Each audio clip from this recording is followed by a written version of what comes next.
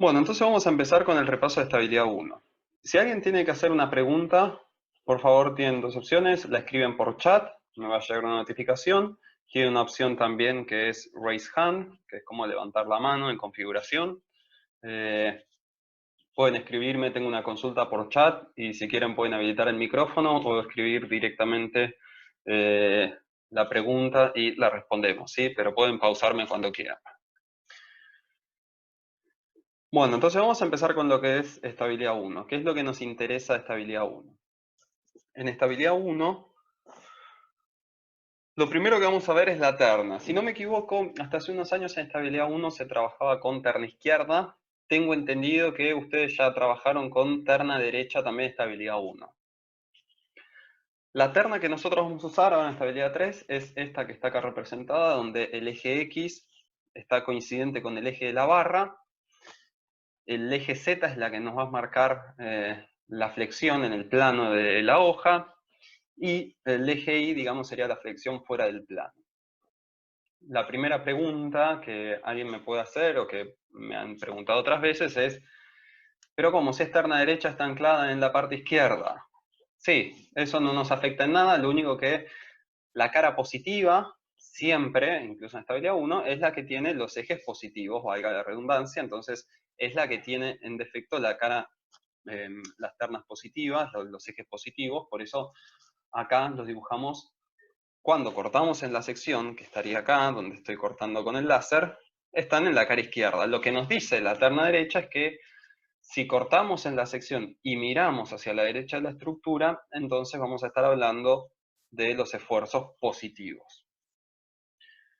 Bien, pero acuérdense, esta es la terna que vamos a estar utilizando. Lo siguiente que viene en estabilidad 1, que nos va a ser de utilidad, son las relaciones diferenciales. ¿Qué era esto? Nosotros lo que hacíamos en las relaciones diferenciales era poner un diferencial de barra en evidencia con todas las cargas, con todos los esfuerzos característicos positivos, y planteábamos diferenciales de estos esfuerzos en la cara positiva, ¿sí? Así los diferenciales nos quedan positivos, y planteábamos las ecuaciones de equilibrio y llevábamos a estas relaciones diferenciales que tenemos acá, ¿sí? La primera lo que nos dice es que Qx, que es la carga en la dirección de la barra, ¿sí? En la dirección del eje X, carga distribuida, no va a estar marcando la pendiente del diagrama de normal. Acuérdense que si la carga en el eje de la barra es 0, entonces no hay variación de los normales. Después, la segunda relación nos dice lo mismo con respecto al corte. Recuerden, Q sub z es la carga perpendicular al eje de la barra, carga distribuida. Esto nos está marcando la pendiente del diagrama de corte, así que si Q sub z es 0, quiere decir que no hay variación del diagrama de corte, o el corte es constante. Y la última relación diferencial nos dice que el corte en la barra es la pendiente del diagrama en momento. Bien, de vuelta, si una barra no tiene corte, entonces no puede tener variación en el diagrama de momento. Bien.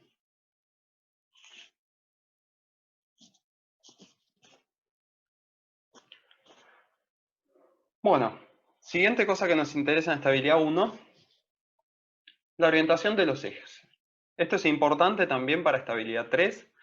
Recuerden que el eje X es coincidente con el eje de la barra. Siempre vamos a tratar que el eje X quede orientado de izquierda a derecha, ¿sí? No importa si la barra está inclinada, como en este caso o en este caso, ven que el eje X tiene el sentido positivo hacia la derecha, y por lo tanto el eje Z queda hacia abajo. El caso es excepcional o particular es cuando la barra es vertical, ¿sí? En ese caso vamos a poner siempre al eje X hacia arriba y al eje Z hacia la derecha. Bien, acá teníamos un ejemplo como para resumir todo lo que hablamos. Eje X hacia la derecha, eje Z hacia abajo. Acá tenemos el diagrama de cuerpo libre, ¿sí? Donde sacamos las reacciones de vínculo, o las evidenciamos, mejor dicho. vemos que si yo corto en alguna sección cualquiera, por ejemplo por acá, y miro hacia la derecha, ¿bien? Este Q por L sobre 2 va hacia arriba, por lo tanto es negativo, ¿sí? Es contrario al eje Z, por eso acá tienen el sentido negativo. Recuerden a su vez, acá tenemos el diagrama de momento, que la pendiente del diagrama de momento es igual al corte, ¿sí? Por eso en este punto tenemos pendiente 0 y en este punto tenemos pendiente de valor negativo. Recuerden que para mirar la pendiente, ¿sí? Lo que puedo observar es que a medida que avanzo en el eje X, ¿sí? Esta pendiente es negativa. Ojo que hay que mirarla con el eje Z hacia abajo, es decir, a medida que avanzo en X, el valor de Z disminuye, por eso esta pendiente es negativa y esta pendiente es positiva. Bien, esto es lo que en estabilidad 1 vieron más cosas, incluso les dije que vieron algo de TTB, pero eso lo vamos a repasar ahora en un ratito en TTB. Por ahora eso es lo que nos va a interesar de repaso de estabilidad 1. Bueno, ¿qué vieron en estabilidad 2? En estabilidad 2 vieron las solicitaciones en las secciones, entre varios temas que vieron. Pero en solicitación axil lo que nos interesa es que la tensión, ¿sí? En una barra era constante y era igual al normal dividido el área de la barra. Después teníamos la deformación específica, ¿sí? Que la podíamos obtener dividiendo por el módulo de elasticidad longitudinal. Entonces era n sobre e por a. Esto, fíjense que lo que nos permite calcular es la deformación específica en un punto cualquiera de la barra. En este caso es constante para cualquier punto, porque eso es lo que decía el principio de Bernoulli, que dice que la sección se mantenía plana, entonces, y paralela, entonces todas las fibras tienen una deformación epsilon x que es constante.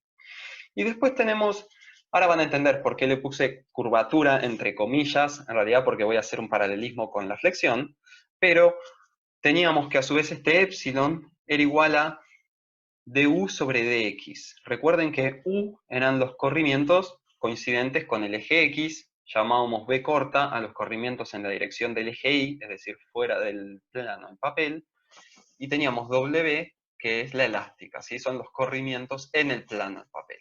Entonces, en este caso, tanto cualquier fibra dentro de la sección valía epsilon x, y por lo tanto es coincidente con cómo varía esta sección a lo largo de la barra. Bien, recuerden que esto es un diferencial de U, porque esto es un diferencial de X, ¿sí? Si nosotros queríamos conseguir el corrimiento U en el extremo de la barra, es decir, U de L, lo que teníamos que hacer era integrar la suma de todos estos de U por dx, y ahí es donde esta expresión, que acá escribí como curvatura entre comillas, quedaba como n por L sobre por A, ¿sí? Porque estaba integrado a lo largo de la barra. Bien, eso es lo que vieron de solitación axial. Cuando pasaron a flexión, vieron que la tensión en un punto cualquiera la podían calcular como el momento flexor sobre I por Z. En este caso sería I sub Y, ¿sí? Es el momento de inercia respecto al eje que está perpendicular al plano del papel. Podíamos calcular la deformación epsilon x en un punto cualquiera de la barra. Así que fíjense que pueden calcular, esto es la ley de variación en la sección, de vuelta, ¿sí? Lo que me permite calcular es, por ejemplo, epsilon x en la fibra máxima, ¿sí? Cuando poníamos acá la coordenada de esa fibra, o sabía que a través de esta expresión que la deformación en el baricentro tiene que ser 0. Y después tenemos ahora sí lo que es objetivamente la curvatura, que es cuánto varía el giro de esta sección a lo largo de X, ¿sí? O otra forma de decirlo es cuánto gira una sección respecto de la otra cuando estas están distanciadas a una distancia diferencial de X. Bien, eso era la curvatura, y recuerden que es el momento sobre E por I, ¿sí? Es decir, es este término de acá. Bien. El corte. Con el corte habían visto la forma de Jurasky, que era queso sobre jabón. Acá ya estoy usando la nomenclatura I, Puede ser que sigan viendo la nomenclatura J en los apuntes, la realidad es que los nuevos reglamentos de construcción están usando la nomenclatura I latina para hablar del momento de inercia, así que los vamos a usar alternadamente entre uno y el otro. Después yo podía calcular la deformación específica, ¿sí? Que es la distorsión angular, en un punto cualquiera de la sección, ¿sí? Haciendo tau sobre g. Entonces queda la fórmula de Jurafsky dividido por g, que era el módulo de elasticidad transversal. ¿Sí? Quiere decir que el módulo de la deformación angular es un diagrama similar a este de las tensiones tangenciales, pero dividido por una constante. Y si seguimos hablando de la curvatura, haciendo también un paralelismo con cuánto varía la deformación que produce el corte en dos secciones que están distanciadas delta x, vemos que la curvatura tenía esta expresión, que era Q sobre G por el área, por alfa, donde alfa era un factor de forma. ¿Sí? Tiene una expresión que era rebuscada, no se calcula nunca, o sea, la pueden calcular, pero están tabuladas. Era algo así como el área al cuadrado sobre J por la integral del momento estático sobre B por diferencial de área. Tiene una expresión, no importa, que variaba para las distintas secciones. Bien. Después teníamos la torsión. Cuando veíamos la torsión, ¿sí? Ahora vamos a ver las expresiones según la hipótesis de Coulomb, ¿sí? Que era para secciones con simetría polar, macizas o huecas, pero nos decía que una sección que rotaba respecto de la otra seguía siendo plana luego de la deformación, ¿sí? Y se mantenían paralelas también. Entonces, aplicando eso, llegamos a esta expresión donde el tau tangencial, ¿sí? Por ejemplo lo podíamos calcular como el momento torsor sobre el momento de inercia polar por el radio. Ven que es una expresión lineal, por eso en el baricentro vale 0, y en este punto tenemos el tau máximo. Bien, después teníamos la deformación específica, que es la variación angular, ¿sí? Que la podemos calcular haciendo lo mismo que en corte, el tau dividido g. Fíjense que es la misma expresión, pero dividido por el módulo de elasticidad transversal. Y por último tenemos la curvatura, entonces, que de vuelta voy a recordarles que la deformación específica nos permite calcular gamma dentro de la sección, es decir, en un punto por acá, por acá, por acá, mientras que la curvatura lo que nos mide es la variación de la rotación en dos secciones que están distanciadas diferencial x. Bien, esta es la expresión. Fíjense que hay un paralelismo muy fuerte con flexión, ¿sí? Solo que acá, en vez de tener momento torsor, teníamos momento flexor, y acá en vez de tener el módulo de elasticidad transversal, teníamos el módulo de elasticidad longitudinal, pero las expresiones son muy parecidas.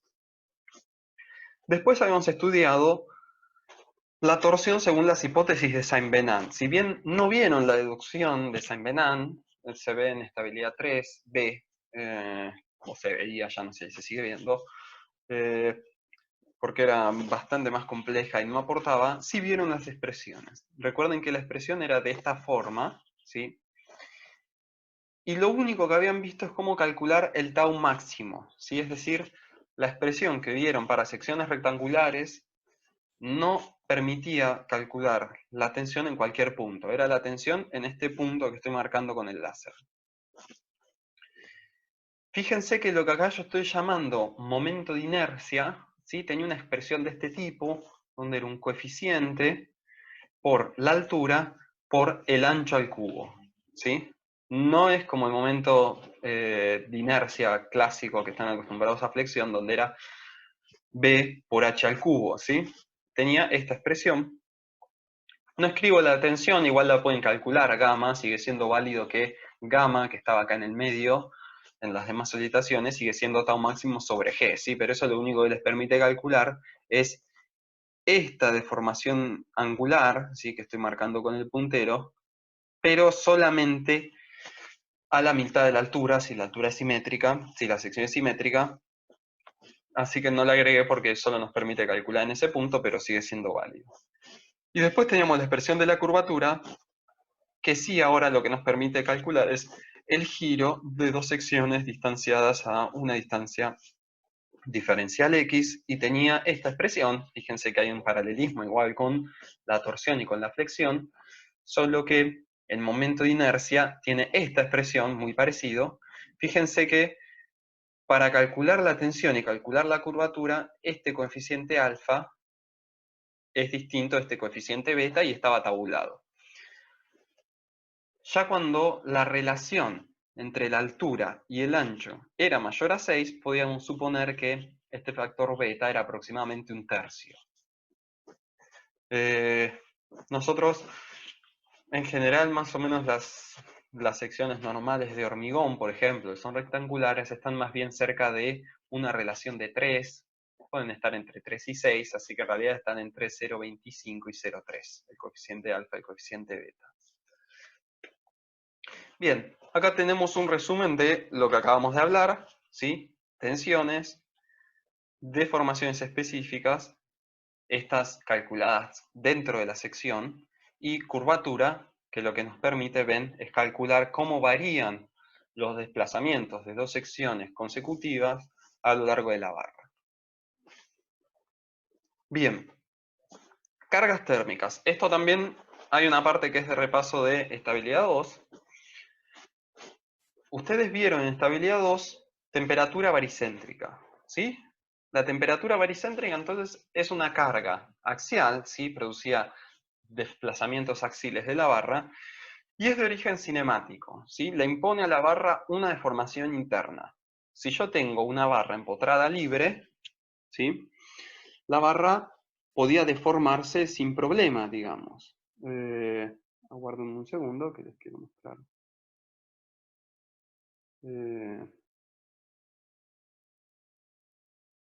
Déjenme ver, les quiero mostrar un diagrama.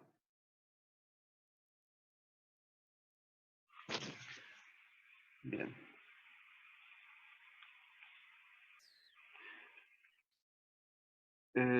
A ver, aguárdenme que estoy queriendo probar una cosa.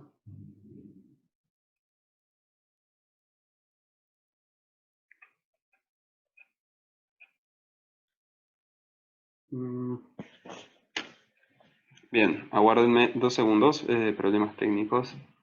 Estoy queriendo compartir un gráfico.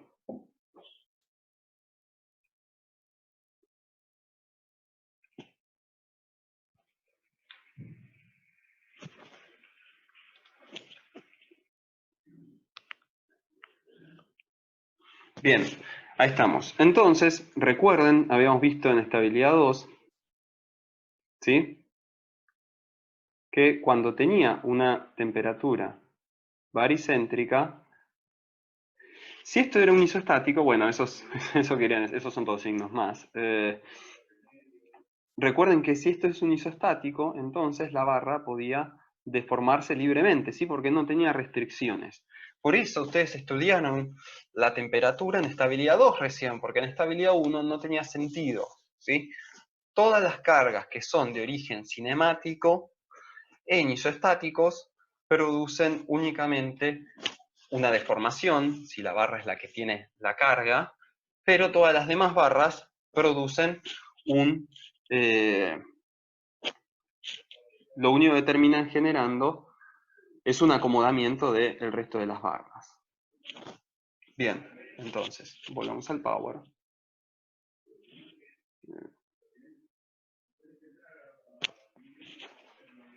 Bien, entonces, ahora sí. Esto es lo que les estaba mostrando, ¿sí? En isostáticos, por ejemplo, en este caso, esto es un isostático, es un arco de 3 articulaciones, una articulación en cada apoyo más una articulación central. La barra que tiene la temperatura baricéntrica se deforma, ¿sí? Claramente porque es la que tiene la temperatura, pero la otra barra solamente se acomoda. Bien. Entonces, dicho esto, recordemos que si tenemos un diferencial de barra cargado, la barra se deforma un diferencial de U. El diferencial de U era lambda por delta Tg por diferencial de x, y acuérdense que cuando calculaban este corrimiento delta L en la barra, era lambda por delta T por L, ¿sí? Eso es porque lo que estoy haciendo es integrar este diferencial de U en todas las secciones, ¿bien? A lo largo de la barra. Bien, entonces, fíjense que si paso dividiendo el diferencial de x, lo que obtengo es la expresión de epsilon x, de formación específica longitudinal, es lambda por delta tg. Bien. Bueno, esto es lo que es nuevo, ¿sí? Con lo que se están encontrando ahora, primer tema nuevo, si quieren, de estabilidad 3, es lo que llamamos gradiente de temperatura, ¿sí? Imagínense ahora que esta barra no tiene la misma temperatura en la fibra de arriba y en la fibra de abajo, ¿sí? Por ejemplo, arriba hay una variación de temperatura de 50 grados y abajo hay una variación de temperatura de 10 grados. Eso lo que produce es además una curvatura, ¿bien? Mismo concepto, esto es un isoestático, así que la barra de arriba se curva claramente porque es la que tiene la causa deformante, pero la barra vertical lo único que hace es rotar, ¿sí? Porque es un isoestático. Si fuese un hiperestático, la estructura va a generar solicitaciones internas para tratar de oponerse a la deformación de la barra que tiene la temperatura. Entonces, hipótesis. Vamos a suponer que la sección está caracterizada por un único lambda y la temperatura varía en forma lineal entre la fibra superior y la fibra inferior. Fíjense que no dije sección homogénea, ¿sí? Hablé de sección caracterizada por un único lambda. Es verdad que si la sección es homogénea, se cumple, pero hay un caso también muy particular donde hay una sección formada por dos materiales y hay un único lambda. Y la verdad es que es el caso de estructuras donde una misma sección está formada por hormigón y por acero. Por ejemplo, el hormigón armado. Se da una perfecta casualidad para la ingeniería, que es que el hormigón y el acero tienen el mismo coeficiente de elasticidad, coeficiente de dilatación térmica. Por suerte, porque si no, nuestras vigas de hormigón armado, cuando se someten a un cambio de temperatura, se produciría un deslizamiento relativo entre el acero y el hormigón y haría que el principio de funcionamiento, que es que haya adherencia entre las dos piezas, no funcione.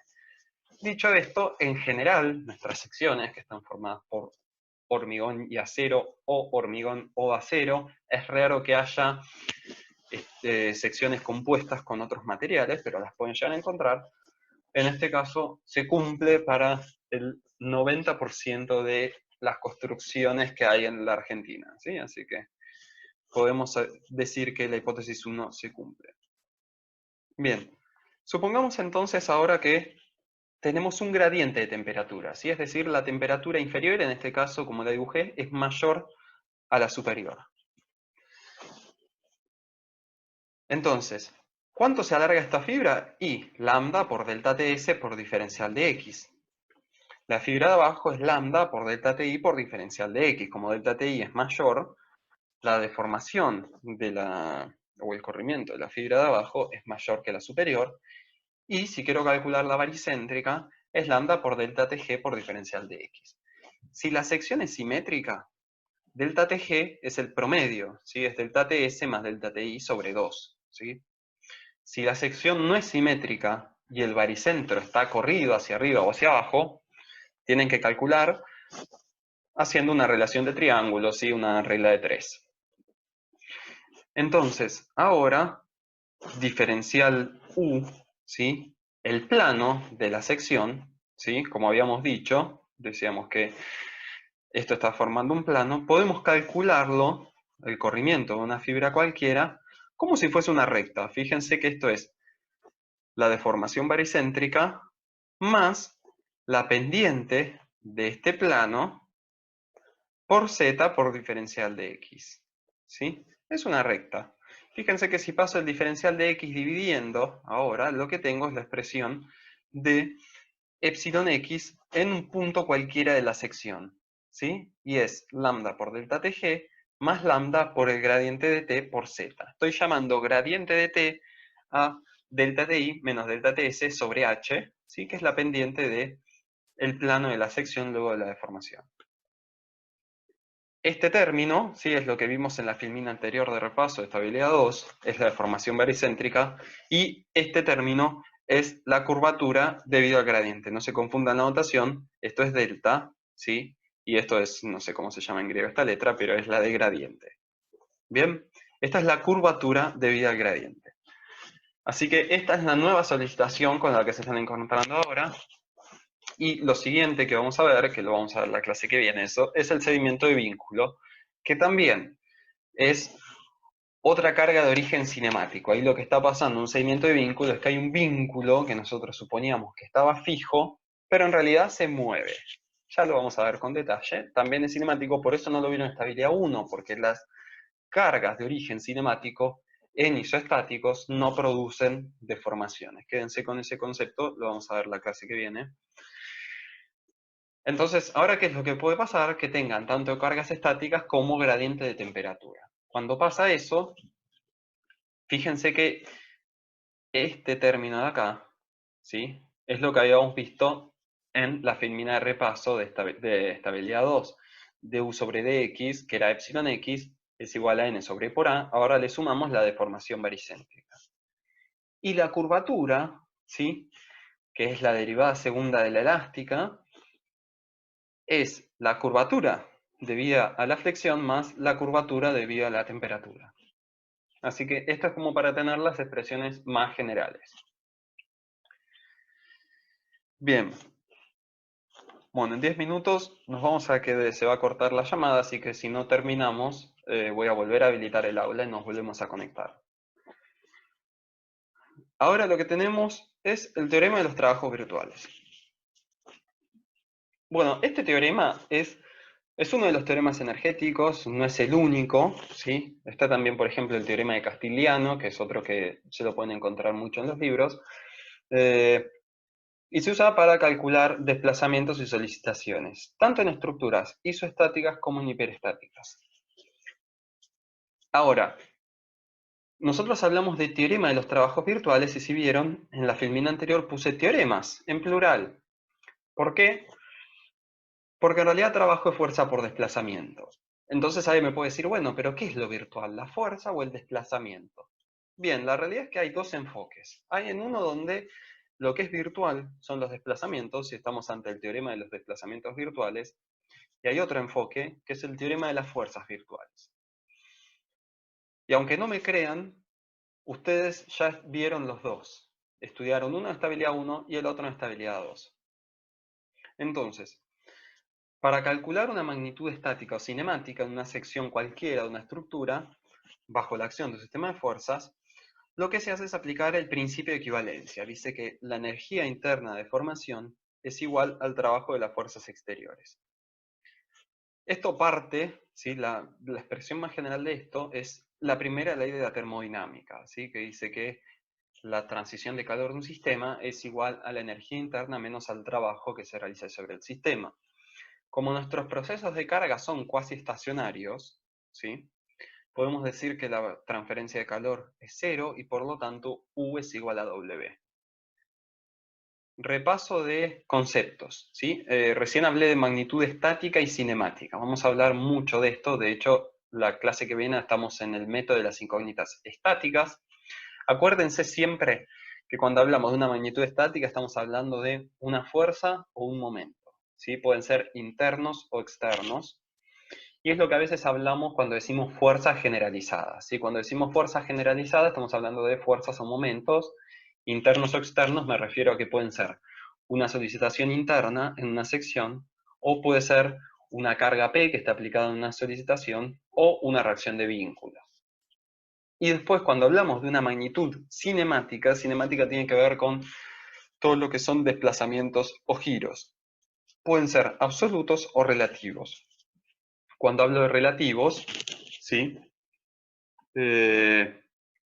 Fíjense que alguien estaba preguntando, hago una pausa un segundo en el chat, si el PowerPoint va a estar en el campus, ¿sí? Porque no estaban llegando a copiar y a seguir la explicación. Quédense tranquilos que Esto lo voy a subir, lo estoy grabando y lo voy a subir al canal de YouTube, así lo pueden ver tranquilo después, con tiempo. Bien, magnitud cinemática, recuerden, son desplazamientos o giros, absolutos o relativos, ¿sí? Giro absoluto es, por ejemplo, cuando hablo de el giro en el extremo de una viga. Mientras que cuando hablo relativo, por ejemplo, puede ser el giro relativo entre dos secciones que tienen una articulación. Ya lo vamos a repasar. Bien, entonces, no se confundan, estamos ahora en el teorema de los desplazamientos virtuales. En este teorema, entonces, lo que se hace es a la estructura imponer un campo de desplazamientos virtuales, que tiene que cumplir las siguientes condiciones. Tiene que ser arbitrario.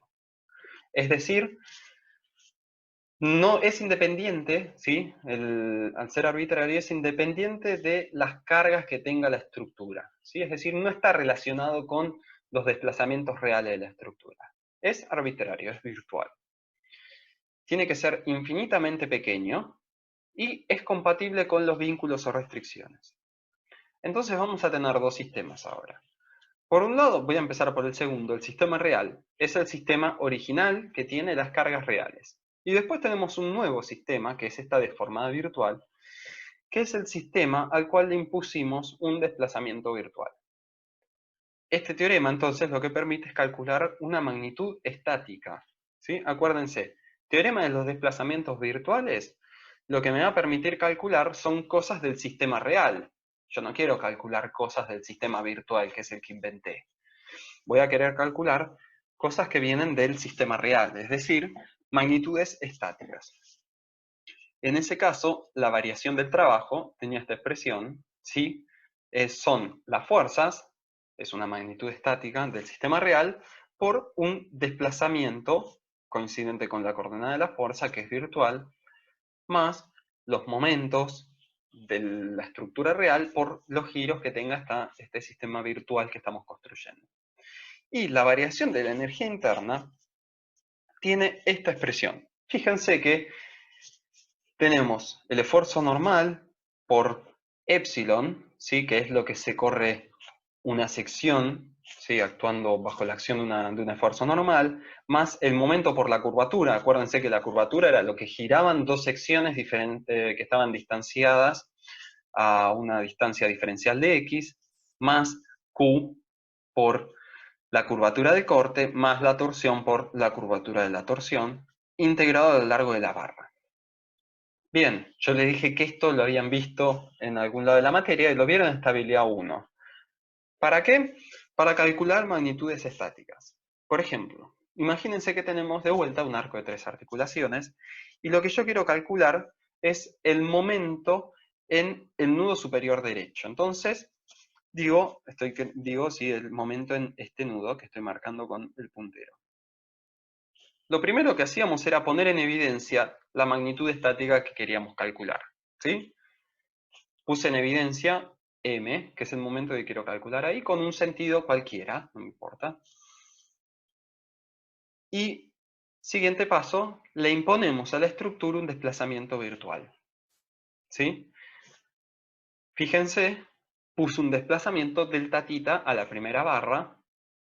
Fíjense que el corrimiento en este punto, sí que es virtual también, es infinitésimo. Acá parece muy grande porque si lo dibujo chiquitito no lo van a ver. Pero recuerden que esto es infinitamente pequeño.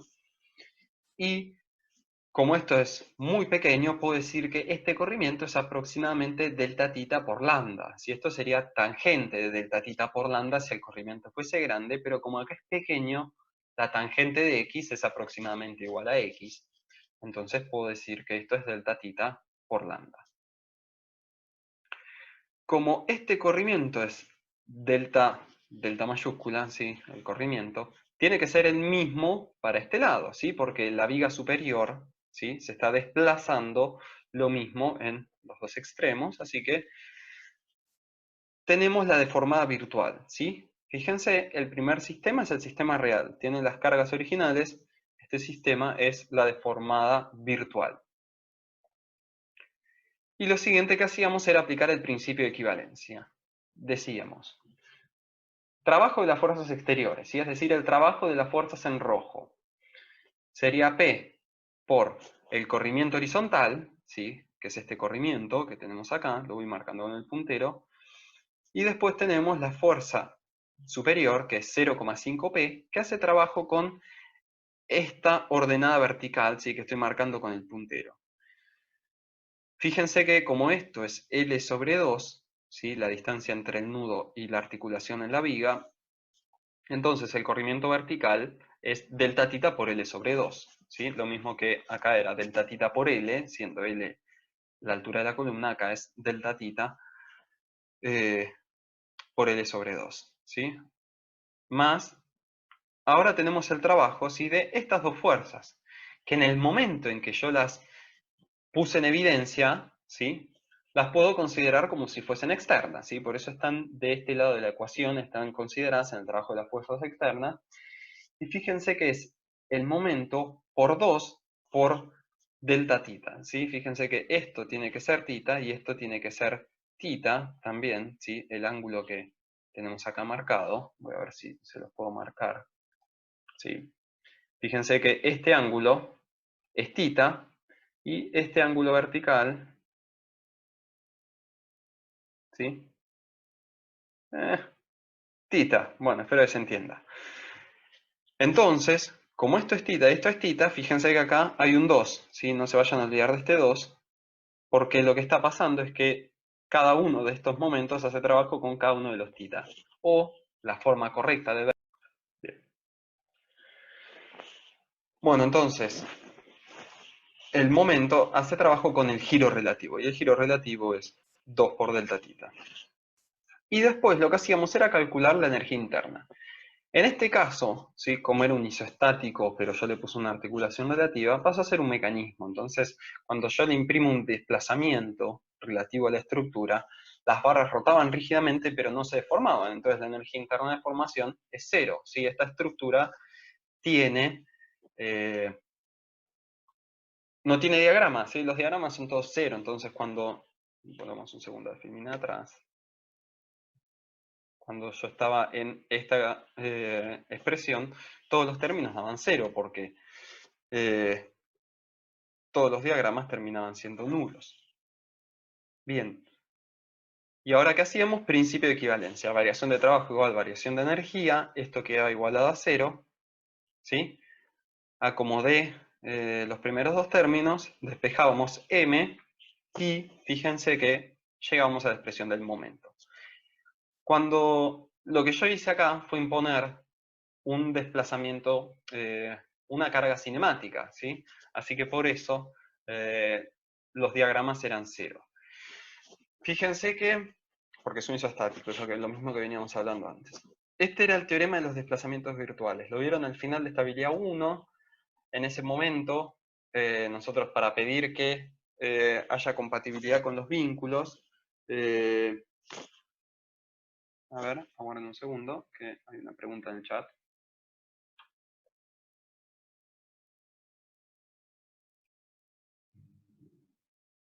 Sí, alguien me pregunta por qué la energía interna de formación es cero. Esta estructura, ¿sí? Es un hipostático, es un mecanismo, si quieren pensarlo, donde deja de ser un mecanismo en el momento en el que yo le impongo esa condición de libertad que tenía y le digo que esto es delta tita. Lo que pasa es que todas las barras rotaron rígidamente, pero ninguna barra se deformó, ¿sí? Es decir, esta barra, ¿sí? Fíjense, sigue siendo la misma barra que tengo acá, solo que giró delta tita. Esta barra entre las articulaciones sigue siendo recta y esta barra entre el apoyo y la articulación sigue siendo recta, ¿sí? Rotaron rígidamente, pero ninguna, ¿sí? Se deformó. Entonces, todos los trabajos internos terminan dando cero.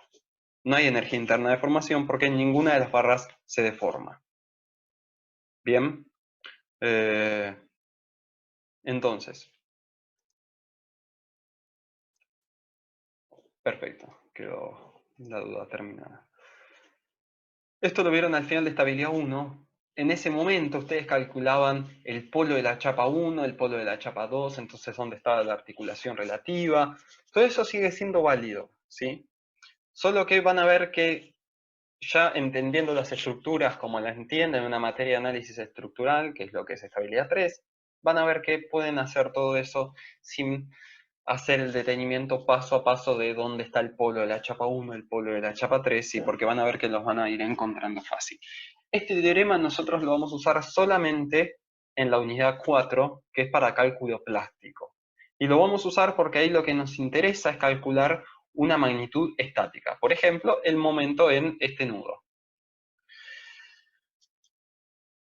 Ahora olvidémonos por un segundo del teorema de los desplazamientos virtuales y vamos al teorema de las fuerzas virtuales, ¿sí? En este teorema lo que hacemos es imponerle a la estructura un estado virtual de fuerzas, que tiene que cumplir las siguientes condiciones. Tiene que ser arbitrario, es decir, no puede depender de las cargas reales de la estructura, es virtual en cierto modo, tiene que estar en equilibrio y actuar con su valor constante final. De estas tres, si hay una que no tienen que olvidarse es que tiene que estar en equilibrio, ¿sí? Es lo único, digamos, importante que tiene que pasar, o a lo que tienen que prestarle mayor atención, cuando creemos el estado virtual de fuerzas. Ahora tenemos dos sistemas entonces. El sistema real es el que tiene la deformada real, ¿sí? Y el sistema equilibrado es este que le vamos a imponer una carga virtual y que lo vamos a llamar sistema equilibrado porque, recuerden, tiene que estar en equilibrio. Entonces, el sistema 1, ¿sí?, es el que tiene la magnitud cinemática que yo quiero calcular. Acuérdense que en el teorema donde los desplazamientos eran virtuales, yo calculaba magnitudes estáticas. Acá, como lo que es virtual ahora son las fuerzas, claramente lo que yo estoy queriendo calcular es algo de la estructura real, y lo que nos interesa de la estructura real es la deformada. Entonces vamos a calcular magnitudes cinemáticas, es decir, giros o desplazamientos en algún punto. En ese caso, fíjense que el trabajo externo, ¿sí?, tiene la misma expresión que antes, solo que lo que es virtual ahora es la fuerza y el momento, mientras que los desplazamientos son los que salen de la deformada real. Y la variación de energía interna tiene la misma expresión, ¿sí? Solo que, de vuelta, lo que es virtual ahora son las solicitaciones internas, ¿sí? Porque es lo que nos interesa del sistema equilibrado, mientras que las deformaciones son las que salen del sistema real. Ahora vamos a volver un poquito en esto, pero este teorema, sí, vamos a escribir un poco, desarrollar un poco la energía interna. Fíjense, en el sistema virtual, que es el que tiene el sistema de fuerzas virtuales, tenemos el normal por el desplazamiento, ¿sí?, la deformación específica real. Acuérdense que cuando vimos recién el repaso de estabilidad 2, vimos que esta era la expresión más general, ¿sí? Había una deformación longitudinal por el normal, más una por la temperatura baricéntrica, la curvatura de la flexión, ¿sí?, tiene dos términos, la curvatura debido al momento y la curvatura debido al gradiente de temperatura. La curvatura del corte, ¿sí?, tenía esa otra expresión, y la curvatura de la torsión. Bien, entonces, fíjense que, ¿por qué esto es lo que hace trabajo? Voy a hacer un borrador acá. Si esta es la sección que está sometida a un esfuerzo n, entonces, lo que se alarga la sección es lo que hace trabajo con un esfuerzo normal, así como cuando la sección está sometida a flexión, ¿sí?, lo que hace trabajo ahora es la curvatura, ¿sí? Un momento hace trabajo con el giro de la sección, mientras que el normal hace trabajo con un corrimiento longitudinal de la sección. Bien, entonces, ahora con esto, ¿sí?, hago distributiva, porque me queda la variación del normal, ¿sí?, virtual, por cada uno de los dos términos, y me queda esta expresión. En estabilidad 3, este término lo vamos a despreciar, ¿sí?, porque siempre trabajamos con vigas esbeltas, es decir, la longitud es mayor a 2,5 veces la altura, ¿sí? Esa es la definición de vigas esbeltas. Si quieren imaginarse una viga no esbelta, imagínense una viga donde el largo es igual a la altura, ¿sí? Es una viga prácticamente cuadrada, y eso se estudia en estabilidad 4. En estabilidad 3, nuestras vigas, por eso es teoría de barras, ¿sí? Son mucho más largas que altas, y en ese caso el término del corte es despreciable. Y hay otro acá que lo vamos a marcar, que en algunos casos lo vamos a despreciar, en algunos casos no, ¿sí?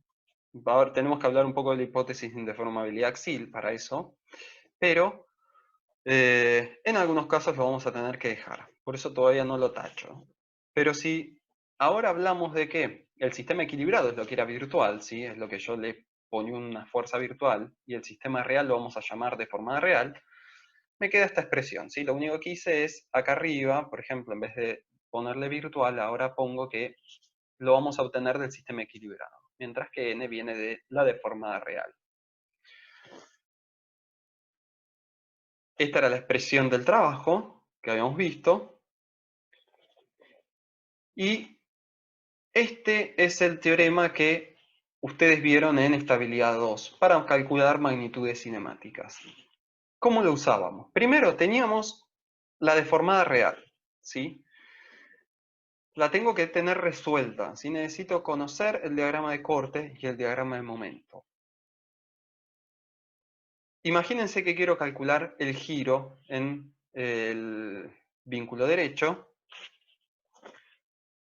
Lo que hacíamos entonces era construir un sistema equilibrado, ¿sí? Donde lo que voy a hacer es poner una fuerza virtual en la coordenada donde quiero calcular el desplazamiento, la magnitud cinemática. Fíjense que estoy hablando de coordenadas. Cuando yo hablo de coordenadas, quedan definidos tanto las fuerzas generalizadas como los desplazamientos generalizados. ¿Qué quiere decir?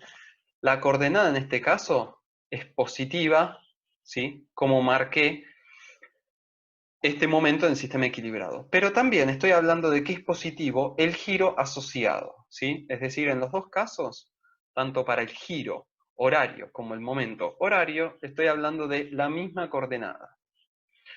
Entonces, pongo en la coordenada donde tengo el desplazamiento, pongo un momento, y como tiene que estar en equilibrio, ¿sí? Lo voy a equilibrar de esta forma, con una cupla contraria, antihoraria, donde cada fuerza vale delta m sobre L. Esta notación del delta lo que nos está marcando, acuérdense, es que es virtual. Entonces, lo resuelvo y tengo los diagramas normales, los diagramas de cortes y los diagramas de momento. Y lo último que nos queda es aplicar el principio de equivalencia. Para eso, voy a la expresión de trabajo. Fíjense que en el sistema equilibrado no tengo fuerzas, ¿sí? Mejor dicho, están las reacciones de vínculo, ¿sí? Pero acá hay una cosa que me quedó mal, perdón. Esto lo voy a corregir, ¿sí? Para que quede grabado en el video que voy a subir a YouTube, guarda, porque lo que es virtual acá son las fuerzas, ¿sí? Así que el delta va acá, voy a corregir la filmina, y lo que es virtual acá es el momento. Bien, dicho esa corrección, entonces, fíjense que en el sistema equilibrado no tengo fuerzas, así que este término es cero. Lo que sí tengo es el momento, que lo puse a propósito en esa coordenada para que haga trabajo con el corrimiento, que es el que estoy queriendo calcular. Entonces el trabajo externo es delta m por tita. Y la variación de la energía interna ahora era toda esta expresión. ¿Qué tenemos? El primer término es cero. ¿Por qué? Porque los diagramas de normal, en los dos casos, son cero. La segunda expresión, ¿sí?, es cero porque delta n, el diagrama de normales del sistema equilibrado, es cero. Entonces no hace trabajo con la temperatura baricéntrica, que sí produce una deformación en la deformada real. Pero como en este caso no hace trabajo con el diagrama de normales cero, y bueno, está obviamente anulado el término de la torsión. porque no hay torsión en un ejercicio plano, lo único que podemos tener son los dos términos de momentos en el sistema equilibrado. Entonces, fíjense, en este primer término saco EI fuera de la integral, y lo que me queda es la integral a lo largo de la barra de el diagrama de momentos del sistema equilibrado, que es virtual, por el diagrama de momentos de la deformada virtual, la deformada real. Entonces, ¿cómo hago para resolver esto? Tienen que recurrir a las tablas de Moore. Seguramente las vieron en estabilidad 2. Les voy a compartir pantalla. ¿Dónde las tengo? Acá. Bueno, ahí estaba la música que estamos escuchando. ¿Sí? Tablas de Moore. Seguramente trabajaron con esto en estabilidad 2. Vamos a ampliarlas. A ver si me deja. No, acá.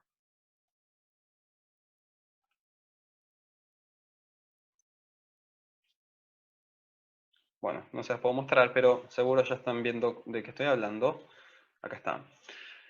Por ejemplo, yo ahora voy a integrar un triángulo con una parábola. Vamos a entrar acá, triángulo con parábola. Entonces, la integral de un triángulo y una parábola, la única condición es que las dos tienen que tener una base de L, ¿sí? Porque están integradas en un dominio entre 0 y L, es igual a 1/3 de la ordenada máxima de la parábola por la ordenada máxima del triángulo por L.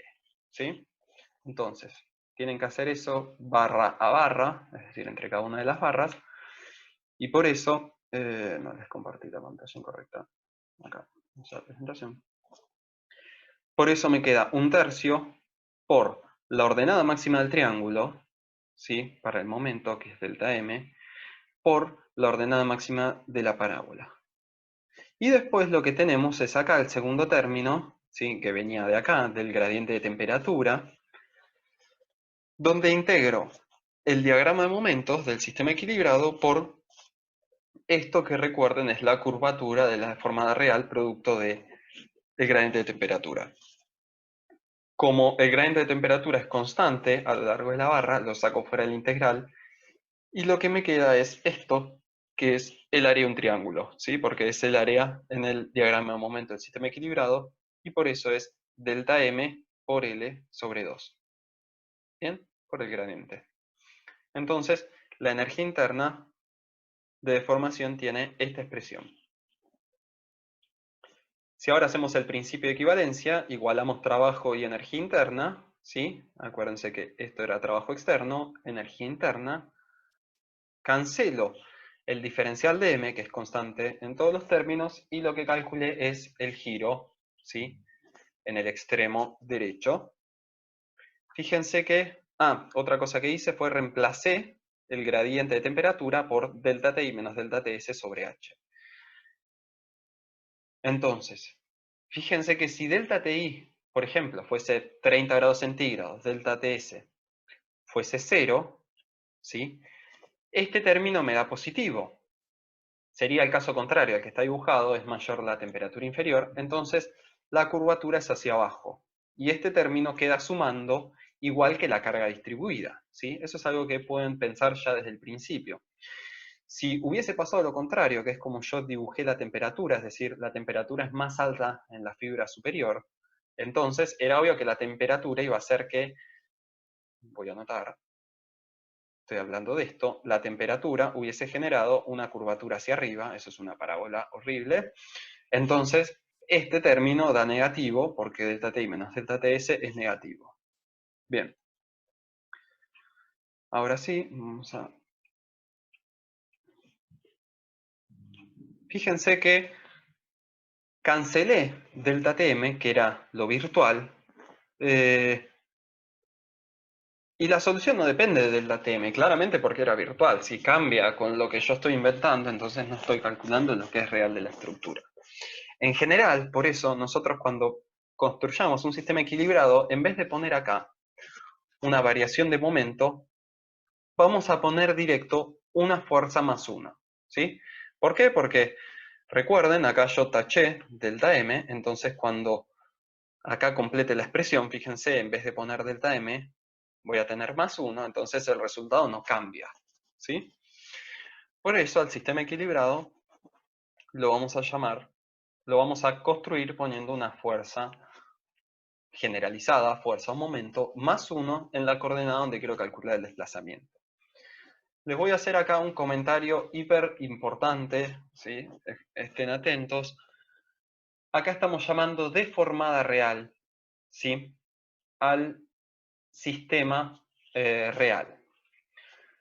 En apuntes viejos de la materia, incluso hasta el cuatrimestre pasado, y en uno de los videos que vamos a subir a YouTube también, porque es un cambio que implementamos este cuatrimestre, lo empezamos a llamar deformada real. Antes se llamaba, en una forma muy confusa, generaba mucha confusión, deformada virtual, ¿sí? Y eso estaba muy mal, porque lo que es virtual es justamente el sistema equilibrado, ¿sí?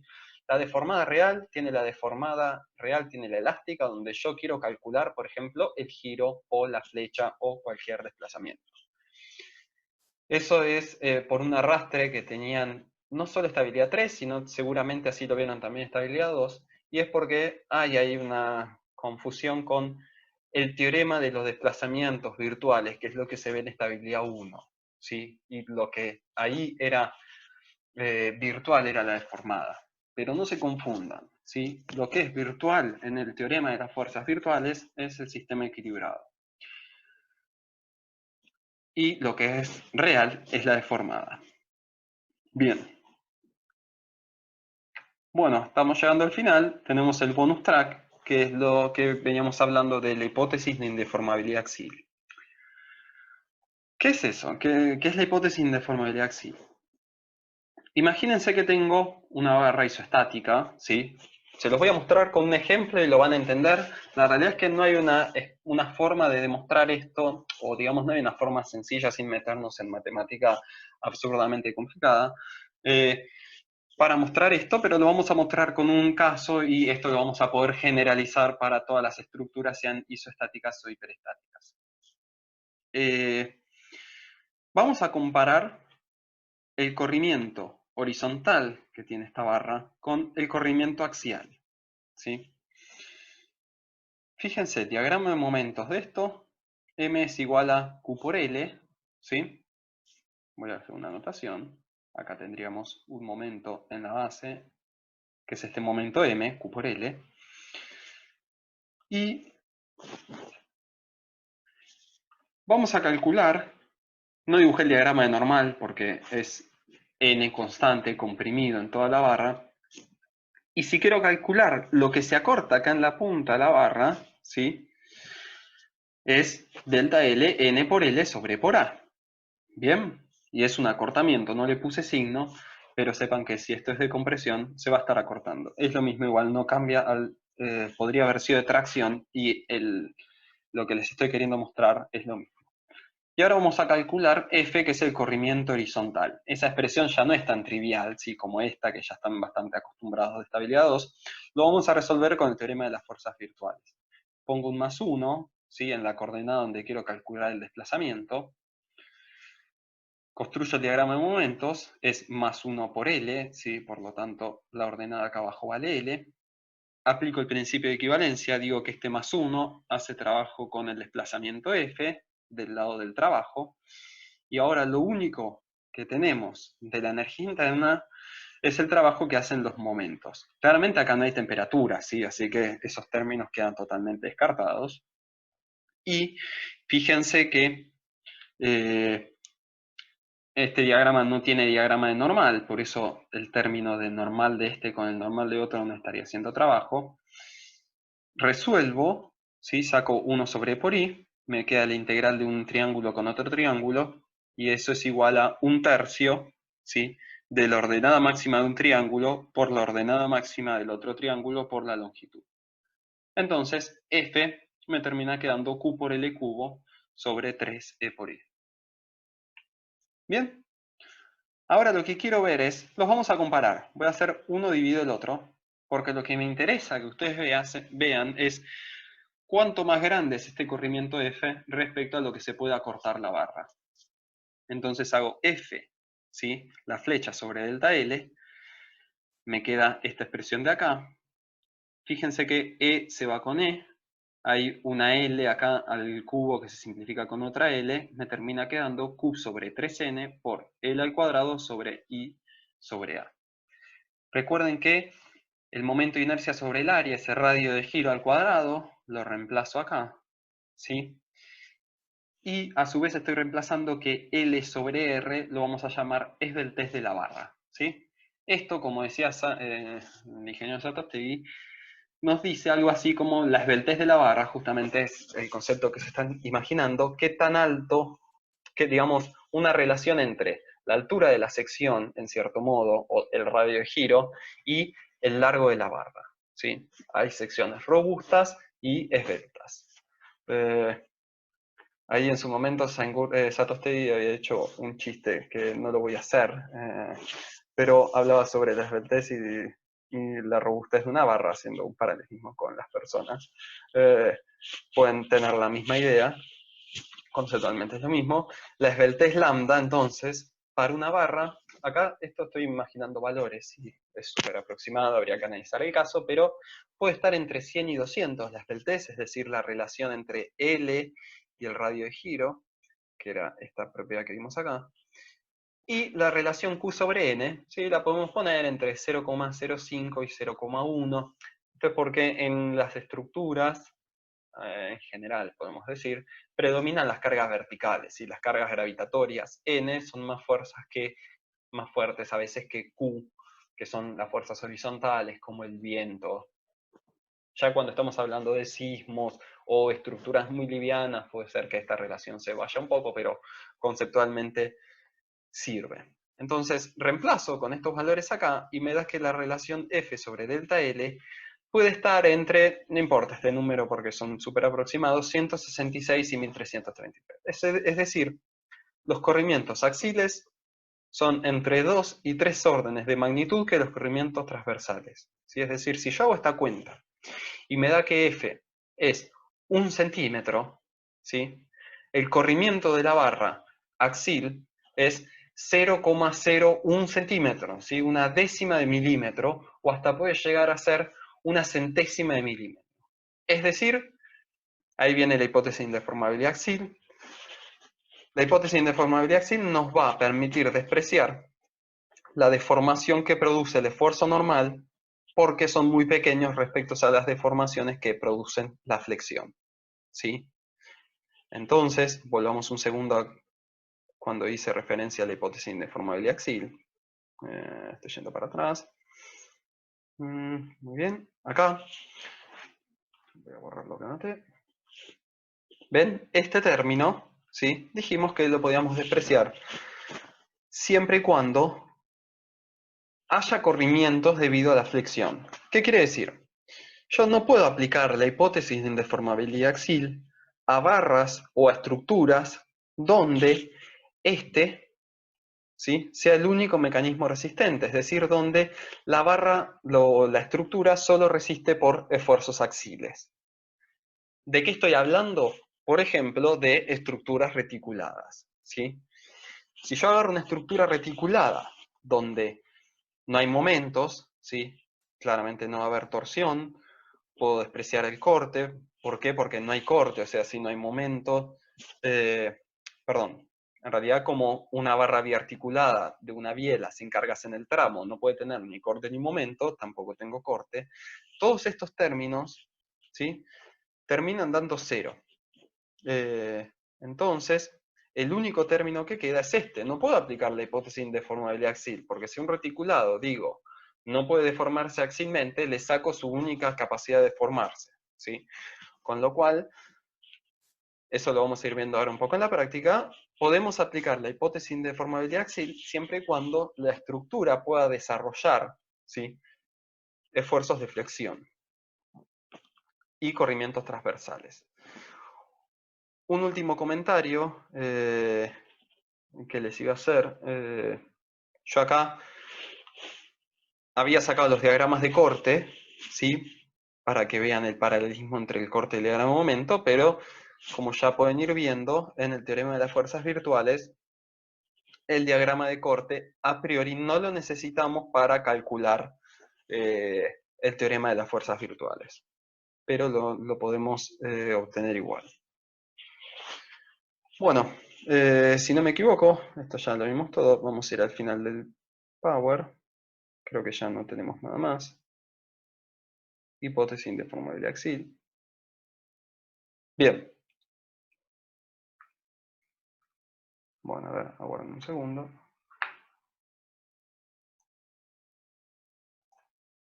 Bien. Bueno, entonces, ¿sí? Esto fue un repaso de estabilidad 1 y estabilidad 2. Como vieron, no hay nada nuevo en lo que vimos. Capaz algunas cosas que estaban un poco olvidadas de estabilidad 1, pero básicamente esto es el repaso y como verán, ¿por qué vimos el teorema de las fuerzas virtuales? Yo le dije que el teorema de los desplazamientos virtuales lo vamos a usar en cálculo plástico, en la unidad 4. El teorema de las fuerzas virtuales lo vamos a usar en la clase que viene, ¿sí? Y ya lo pueden haber visto en cálculo de desplazamiento. Pero la clase que viene, que es el método de las incógnitas estáticas, justamente, vamos a usar el teorema de las fuerzas virtuales, ¿sí? Así que bueno, vamos a verlo un poco más. Ahora el objetivo, lo que vamos a hacer es dejarles aproximadamente 1 hora, ¿sí? Para que puedan entrar al canal de YouTube, ¿sí? A ver los videos que subimos de la práctica, que son 2 videos. Si no llegan a ver un video, vamos a hacer una cosa. La idea es que a eso de las 11:30 se conecten en las mesas de trabajo con sus ayudantes. Si no terminan de ver un video, no importa, lo pueden terminar de ver cuando terminen de juntarse en las mesas de trabajo. Así que les dejo para que ahora voy a terminar la llamada. Primero les voy a compartir el link al canal de YouTube. No se vayan todavía porque me dijeron hace un rato que el campus estaba caído, así que si no, no se van a poder conectar. Es más, voy a ir haciendo eso. Así que el objetivo es ahora entonces, pónganse a mirar los ejercicios prácticos. ¿Sí? Son los ejercicios que normalmente damos en el pizarrón. Solo que ahora los tienen grabados. Así que miren eso y a las 11:30 se conectan en las mesas de trabajo con los ayudantes. No se desconecten que les voy a compartir.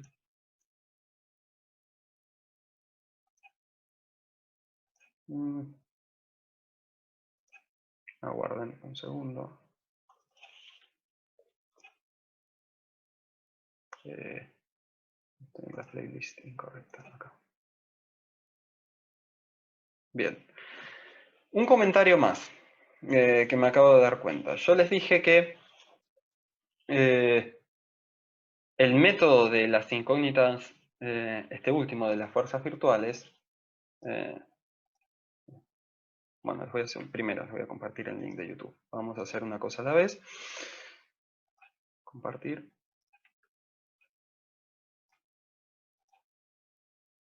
Vamos al chat.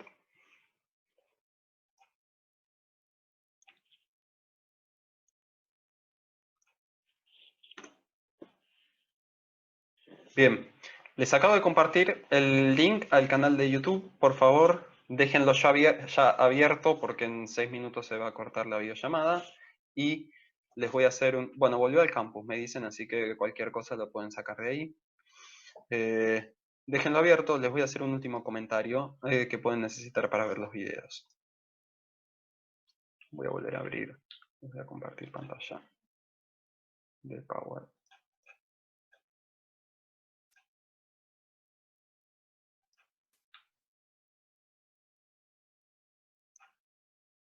Acá. Bien, último comentario, tengo que volver un poquito para atrás. Yo les dije que este método servía tanto para isostáticos como hiperestáticos. ¿Qué pasa? En este caso yo les dije también que de la deformada real tengo que conocer los diagramas. Entonces alguien me puede decir, bueno, pero ¿cómo hago si esta estructura es hiperestática para calcular los diagramas? Eso lo vamos a ver en la clase que viene. Sin embargo, si ustedes ya conocen los diagramas de la estructura hiperestática porque, por ejemplo, lo sacan del software de cálculo o viene alguien y se los regala ya resueltos, ¿sí? Que es lo que estamos haciendo en el video que está subido a YouTube para hiperestáticos. El teorema de las fuerzas virtuales es igualmente válido, ¿sí? O sea, por más que esta estructura sea hiperestática, si ustedes conocen los diagramas, pueden construir un sistema equilibrado, integrar uno con el otro, ¿sí? Y el teorema sigue siendo válido, ¿sí? Hago la aclaración porque acá yo les dije, sí, bueno, tengo que conocer los diagramas desde el principio, y en el ejercicio que van a ver, uno de los dos que está subido en el campus, en YouTube, es un hiperestático. Entonces, les estamos dando desde el minuto cero los diagramas del hiperestático, y lo único que vamos a hacer es trabajar con el sistema equilibrado. ¿Está bien? Bueno, eso, último comentario. ¿Alguna pregunta? ¿Algo que quieran ver? ¿Algo que no se haya entendido? Pueden aprovechar ahora. Estoy esperando si alguien está escribiendo. Sí, hay dos videos. La realidad es que si suman los dos videos les va a dar 1 hora 20. Quiere decir que desde acá hasta la práctica no van a llegar a ver los dos, a menos que los vean en velocidad rápido. No lo pongan muy rápido, así lo pueden ir siguiendo. Pero no importa, en principio con que vean uno de los dos, ¿sí? Les va a ser más que suficiente. Les recomiendo que arranquen por el más largo, ¿sí? Y si les queda un poquito de tiempo, después arrancan por el más corto, que es el de hiperestáticos, ¿sí? Así que bueno, si no hay ninguna consulta, voy a finalizar la llamada. Acuérdense, 11:30, conéctense a las mesas virtuales de los ayudantes, ¿sí? Por las dudas, aprovechen ahora que el campus está funcionando y ya guárdense los ID de trabajo, ¿sí? Para conectarse a las mesas de trabajo. Así que bueno, eso es todo. Cualquier consulta pueden preguntarnos en la mesa de trabajo. Saludos.